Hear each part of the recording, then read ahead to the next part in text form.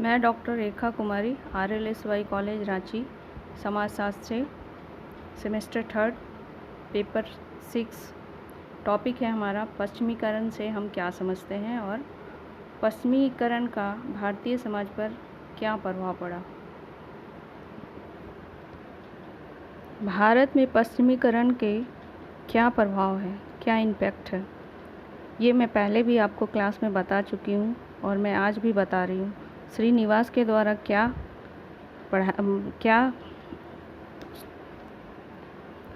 Shri MN निवास का क्या कहना है ये मैं आपको बता चुकी हूँ और मैं प्रोफेसर दुबे का क्या कहना है इस संबंध में ये मैं आपको बताने जा रही हूँ। प्रोफेसर दुबे ने भी यह स्पष्ट किया है कि पश्चिमीकरण की प्रक्रिया को भारतीय ग्रामीण समाज में अनेक महत्वपूर्ण प्रभाव डाला है। आज पश्चिमीकरण के फलस्वरूप ग्रामीण समाज के व्यक्तियों की स्थिति का निर्धारण उनकी अपनी योग्यता द्वारा निश्चित होती है, जबकि पहले जाति और परिवार के आधार पर होती थी। पश्चिमीकरण के कारण प्राथमिक संबंध एवं सामूहिक भावना प्राप्त हो रही है। इसके प्रभाव स्वरूप जाति पंचायतों का विघटन हो रहा है। प्रोफेसर देसाई ने पश्चिमीकरण के ग्रामीण जीवन पर पड़ने वाले प्रभावों को स्पष्ट करते हुए लिखा है कि पश्चिमीकरण के प्रभाव से ग्रामीण समाज में सामुदायिकता की भावना खत्म हो रही है। सामुदायिकता मतलब अपनापन की भावना, जो हमारे बीच अपनापन की भावना होती है, प्रेम संबंध होते हैं हम सबों के बीच में, वो खत्म होते जा रही है। ये शक्तियाँ कमज़ोर पड़ते जा रही हैं और जो गांव के लोगों का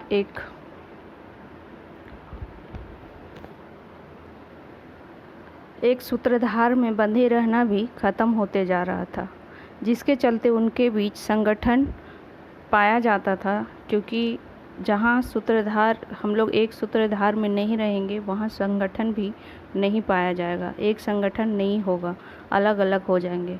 प्रोफेसर श्रीनिवास ने भी यह कहा कि भारतीय ग्रामीण समाज में पश्चिमीकरण का बहुत गहरा प्रभाव पड़ा है। अनेक ऐसे गांव देखे जा सकते हैं जिसमें पश्चिमीकरण का प्रभाव कुछ शहरों की अपेक्षा अधिक दिखता है। पश्चिमीकरण के परिणाम स्वरूप ग्रामीण क्षेत्रों में कृषि का व्यापारीकरण शुरू हुआ और उत्पादन का उद्देश्य अधिक लाभ कमाना था। यातायात के साधनों में भी वृद्धि हुई। पूंजी के उपयोग के महत्व को लोगों ने स्वीकार किया। किसानों के लिए नए बाजार खोले गए और बाज़ारों में किसान अपने अनाज बेचकर अधिक लाभ कमाने लगे।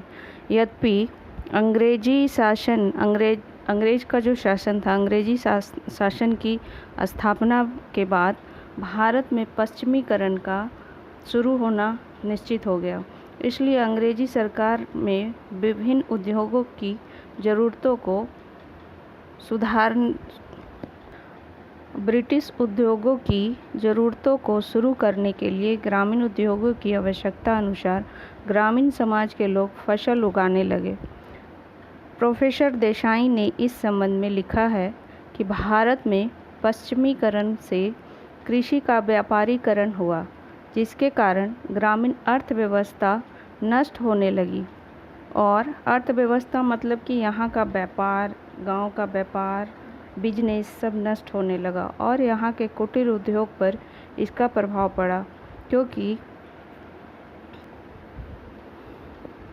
क्योंकि विदेश में भारत के कच्चे मालों से जिन वस्तुओं का उत्पादन मशीनों से हुआ वे सस्ती होती थी, क्योंकि जो चीज़ हम हाथ से करते वो तो थोड़ा महंगा होता है और विदेश वाले क्या हैं कि वो लोग हमारे कच्चे मालों पे लेकर और वो मशीनों से उस चीज़ को तैयार करने लगे, उत्पादन करने लगे। अंग्रेज़ों ने उन वस्तुओं को भारत में लाकर बेचना शुरू किया, जिसका प्रभाव ग्रामीण क्षेत्रों के छोटे छोटे उद्योगों पर पड़ा। वो लोग हमारे ही माल को खरीदकर, कच्चे मालों को खरीदकर फिर विदेश में ले जाकर अपने यहाँ मशीन से तैयार करते हैं सामान को और फिर हमारे जगह में लाकर, हमारे गांव में, हमारे देश में लाकर वो लोग महंगे दामों में बेचना शुरू कर दिया। इस प्रकार ग्रामीण सरकार में आत्मनिर्भरता थी, उसके समाप्त हो जाने के कारण अधिक प्रतियोगिता एवं संघर्षों का विकास हुआ। व्यक्ति अपनी ज़रूरतों को पूरा करने के लिए प्रतियोगिता एवं संघर्ष करने लगे। यह सभी पश्चिमीकरण का प्रभाव है। पश्चिमीकरण की प्रक्रिया शुरू होने से पहले भारत में जाति एवं धर्म के आधार पर लोगों के बीच वह असमानता थी, लेकिन पश्चिमीकरण ने इसे बहुत ही कम कर दिया। देसाई के अनुसार भारत में अंग्रेजी कानून लागू होने से दो परिणाम सामने आए। पहला है समानता की सिद्धांत की स्थापना हुई और दूसरा है निश्चित अधिकारों की चेतना में वृद्धि हुई। समानता की सिद्धांत की स्थापना का मतलब होगा कि हमें, चाहे हम ऊंचा जाति के हो, चाहे नीचा जाति के हो, चाहे गरीब हो, चाहे अमीर हो, हम किसी भी तबके से आते हो, हमें जो भी सज़ा मिलेगी या हमें जो भी इनाम मिलेगा वो बराबर होगा। किसी को चेहरा देखकर या जाति देखकर नहीं दिया जाएगा। दूसरा है निश्चित अधिकारों की चेतना में वृद्धि, मतलब कि सभी को निश्चित अधिकार एक मिलना होगा। जो हमारा मौलिक अधिकार है वो हर किसी को, हर जाति को, हर तबके के लोगों को मिलना ज़रूरी है। और आगे श्रीनिवास ने लिखा है कि पश्चिमीकरण की जो प्रक्रिया है जाति, धर्म, आयु, लिंग आदि के आधार पर लोगों को किया जाता था, प्रक्रिया जो बांटा गया था। पश्चिमीकरण की प्रक्रिया के पूर्व हिंदू विधान के अनुसार एक ही प्रकार के अपराध के लिए ऊंचे जाति को और नीचे जाति के लोगों को अलग अलग दंड दिए जाते थे, लेकिन पश्चिमीकरण के आने के बाद ऐसी न्याय व्यवस्था विकसित किया गया जिससे कि सभी जाति, धर्म, आयु के लोग व्यक्तियों को समान दंड देने की व्यवस्था रखी गई। पश्चिमीकरण में रूढ़िवादिता को कम कर दिया गया। रूढ़िवादिता मतलब जो परंपरावादी चीज़ है, जो रूढ़ियों से आ रही है, एक ही चीज़ होते आ रहा है, वो सब कम कर दिया गया या ख़त्म करने की प्रक्रिया शुरू हो गई। और इसके प्रभाव स्वरूप हरिजन, स्त्रियों, पिछड़े वर्ग के लिए शिक्षा और चिकित्सा की भी सुविधाएं दी जाने लगी। पहले का हमारा जो जाति व्यवस्था था या हमारा समाज था, उसमें हरिजन महिला और पिछड़े जाति की महिलाओं को शिक्षा नहीं दिया जाता था और चिकित्सा की सुविधा भी उन्हें अलग तरह से किया जाता था, जो कि पश्चिमीकरण के बाद वो सब खत्म हो गया और हरिजन स्त्रियों का और हरिजन लोगों का और स्त्रियों का, पिछड़े वर्ग के स्त्रियों को शिक्षा भी दिया गया और चिकित्सा की सुविधा भी दी जाने लगी।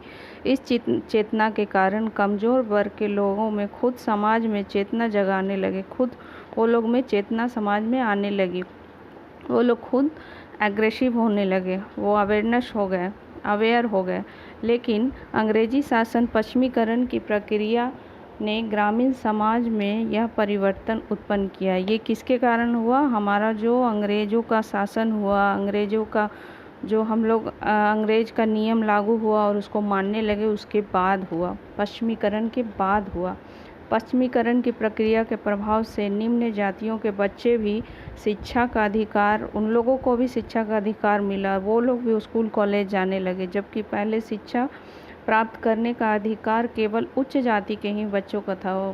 पहले जो था अधिकार था सिर्फ उच्च जाति के लोग और बड़े घरों के लोगों का बच्चा लोग ही पढ़ने जाता था या शिक्षा प्राप्त करता था, जो कि पश्चिमीकरण की प्रक्रिया शुरू होने के बाद उसके प्रभाव से हमारे छोटे निम्न जाति के भी बच्चे पढ़ने लगे, शिक्षा प्राप्त करने लगे।